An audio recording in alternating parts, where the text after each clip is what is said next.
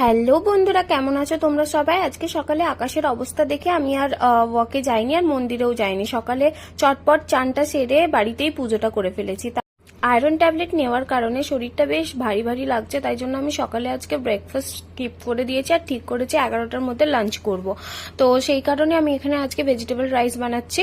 তো সমস্ত যে ফ্রিজে যা যা ভেজিটেবলস ছিল সব নিয়ে নিয়েছি, আর তার সাথে নিয়েছি মাশরুম আর পনির ছিল।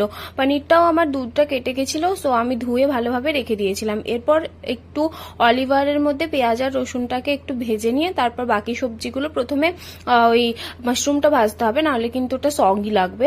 ভেজে তারপর আমি চালটা দিয়ে ভালো করে নেড়ে নিব, আর ওপর থেকে দিয়ে দেবো একটুখানি নুন, একটুখানি সিনেমন পাউডার, বা তোমরা যদি চাও চিনিও দিতে পারো। আর আমি একটুখানি সয়া সস দিয়ে দিয়েছিলাম। বেশ ব্যাপারটা ভালো হলো না, হেলদিও হলো আর একদম টেস্টিও হলো। ব্যাস আমার রেডি।